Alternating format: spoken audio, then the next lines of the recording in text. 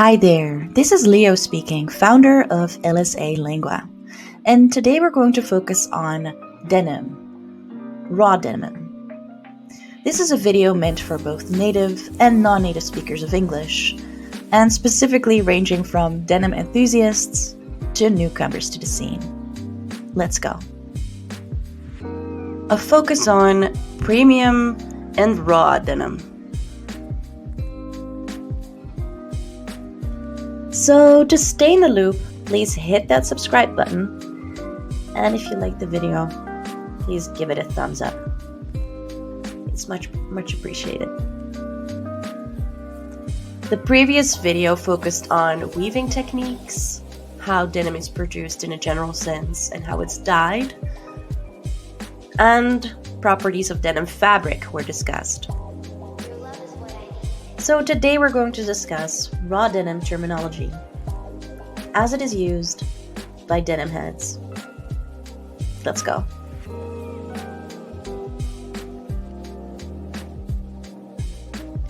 Let's look at twill again. It's a lightweight, woven fabric with a surface of diagonal parallel ridges. Warp was also discussed in the previous video. In fabric weaving, the warp is the set of strong vertical yarns held in tension across a loom. Weft was also discussed in the previous video. In fabric weaving, the weft is the set of horizontal threads or yarn woven through tightly bound warp yarns, resulting in the fabric. Garment. Noun.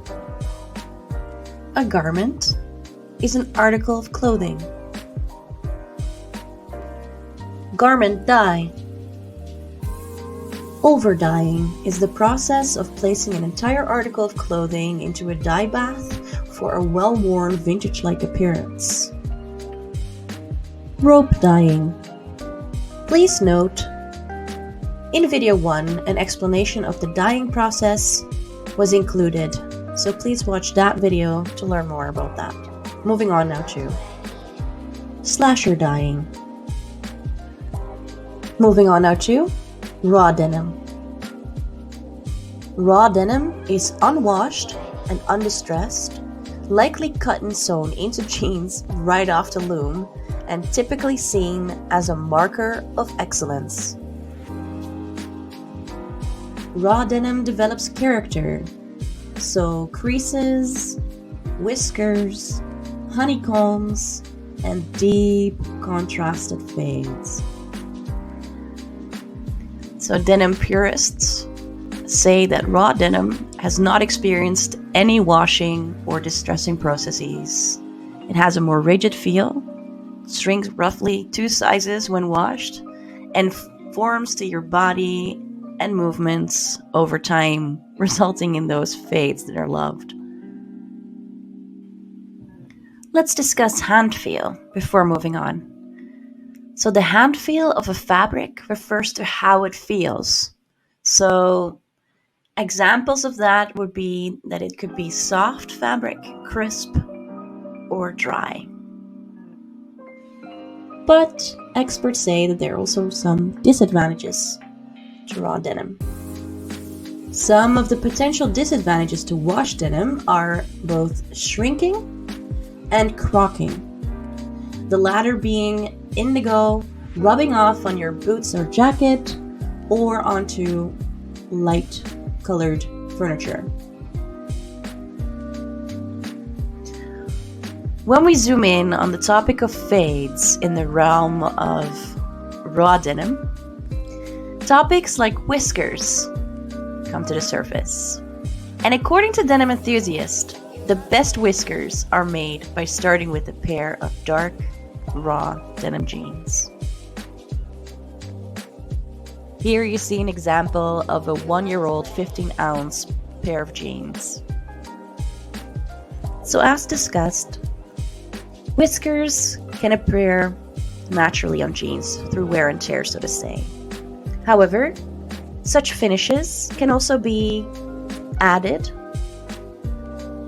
in terms of treatment on a commercial basis, so commercially. So that is any treatment to jeans after they've been cut, sewn, and washed to give them that desired surface effect. And common finishes are whiskering, fraying, and embroidery. We've looked at unwashed, undistressed jeans when we talked about raw denim. Let's now look at pre-distressed jeans. So the opposite of raw denim would be denim that is pre-washed. Pre-washing refers to industrial processes and abrasive techniques that imitate the fading on naturally worn-in raw denim. Fans of raw denim are pretty clear on distressed jeans and what they think about that. They say that this type of jeans looks cheap and fake. What do you think? Types of washes are acid wash, stone wash, and enzyme wash. So if you really don't like distressed jeans, and if raw denim is just a little bit too hardcore for you, then one-wash denim may be an alternative to unwashed raw denim, according to experts. Some denim experts say that one-wash denim would be a viable alternative because washed jeans are just simply more comfortable from the first wear and still offer wearers the chance to develop unique fading patterns. Moving on now to shrink to fit. As explained, raw denim is untreated, so unsanforized. Another word for this would be to refer to shrink to fit denim. So this has to do with authentic garments made of raw, unsanforized denim where no shrinking was applied during the production process. The fit, wear, and finish are therefore all unique to the wearer, depending on the wash, wear, and care, of course. Moving on now to shrink to fit. In the 1960s, pre-shrunk denim was introduced, also known as sanforized pre-shrunk denim, which is treated to prevent shrinking after washing and drying. Alright, just a quick note. To ensure that everything that is discussed in this video is perfectly clear, some properties of denim fabric that are discussed in video 1 are briefly repeated here. Bear with me. Some aspects of denim fabric composition were already introduced in a previous video, in which it was also mentioned that these properties are scientifically studied as well. Let's now zoom in on elastane. Elastane is a synthetic elastic material made of polyurethane and is used to add stretch and recovery to clothing, and various brands create denim garments with various amounts of elastane depending on the level of desired stretchiness. Fabric weight is another property of denim fabric that was discussed briefly, only briefly, in the previous video. Fabric weight is the measure of ounces per square yard of fabric, and denim is typically woven in weights ranging from 4 ounces to 15 ounces. Let's explore weight categories, starting with lightweight denim. Lightweight denim weighs less than 10.5 ounces per square yard of fabric, and because of its lightness, it is perfect for warm weather styles. Midweight denim is denim weighing between 10.5 ounces and 12.5 ounces per square yard of fabric. And finally, heavyweight denim is extra durable denim weighing 13 ounces or more per square yard of fabric. Newer concepts. Stretch denim is made with a blend of cotton and elastane for increased comfort and recovery. Crosshatch is denim that is woven with uneven yarns in both the warp and weft, creating a unique chain stitch. A chain stitch is a type of stitching with one continuous thread that is looped back on itself. Lock stitch. A lock stitch is basically a sewing machine stitch formed by the looping together of two threads, one on each side of the material being sewn. Here we see the lock stitch versus the chain stitch. Moving on now to bartex. It is a horizontal stitch that bisects the area in the seam for added strength and durability. So it's basically a tight zigzag stitch that is repeated over and over itself to reinforce an area of fabric. On a pair of jeans, you'll specifically see bartex used around the pockets, belt loops, the fly, and the hips. Tobacco stitching. This refers to the tobacco-colored tint of the stitches commonly used by denim manufacturers. Selvage denim. Premium self-edge denim comes from the term self-edge, the woven strip on both edges of a roll of fabric. It's traditionally woven on narrow width shuttle looms, producing a clear edge with no fringe.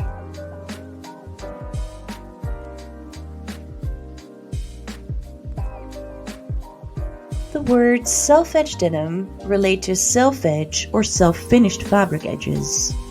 Self-edge denim jeans use the actual self-edge in a jean construction, specifically along the outseam.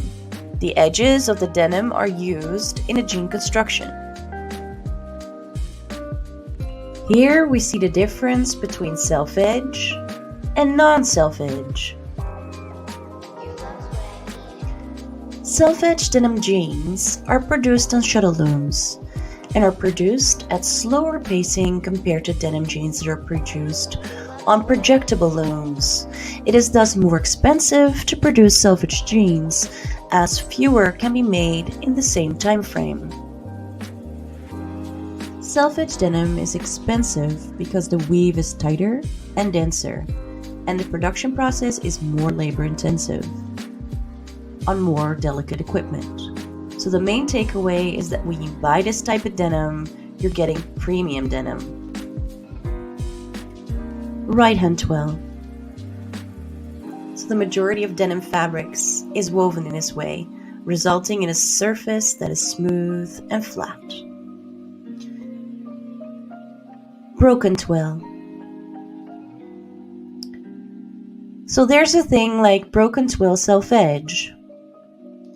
This type of broken twill means that you don't see well-defined twill lines on either front or back surfaces, which gives this particular fabric a different character. And compared to left-hand twill and right-hand twill, broken twill is when the diagonal weave of twill is intentionally reversed at every two warp ends to form a random design. As a result, the natural torque characteristic of regular twill weaves is reduced, eliminating the leg twist effect, which is desirable. According to denim heads, self-edge denim jeans fade nicer. Would you agree? When a fabric fades, it loses freshness or brilliance of color. Fade. Verb.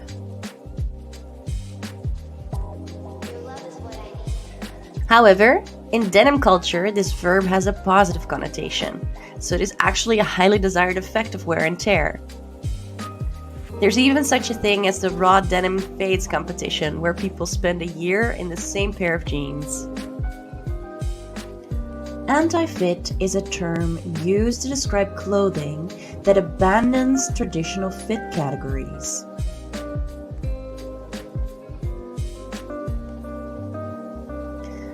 Anti-fit jeans are jeans with the rise cut in a straight line versus fit jeans that are cut in a curved line.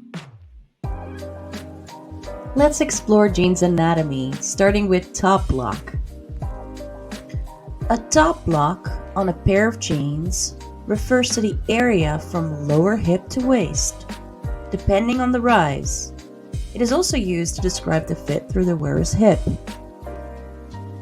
Over to the seat. In the back of a pair of jeans, the seat extends from the top of the jean to just below the pockets where the legs begin. So it's the back side of the top block.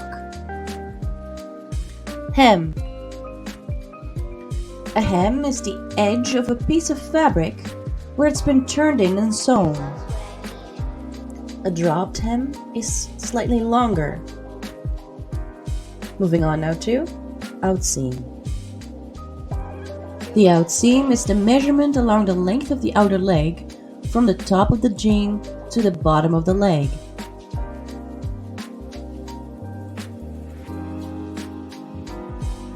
The inseam is the measurement along the length of the inner leg. Waistband. The waistband is the strip of cloth at the waist of a pair of jeans, often featuring a front button and belt loops. Belt loops. Button fly. The button fly is the front middle button closure, most often associated with particular 501 jeans. Moving on now to zipper flies or zip flies. Shank buttons. A shank is a piece of metal that, when used on buttons, extends from the back side, creating space between the button and the fabric. A coin pocket. Coin pocket. It is the smaller front pocket, known originally as the watch pocket, and it sits inside the right front pocket. And finally, the rise, which can be low, medium, and high. If this video was useful for you, please like it. Thank you. Thanks for watching. See you next time. Bye for now.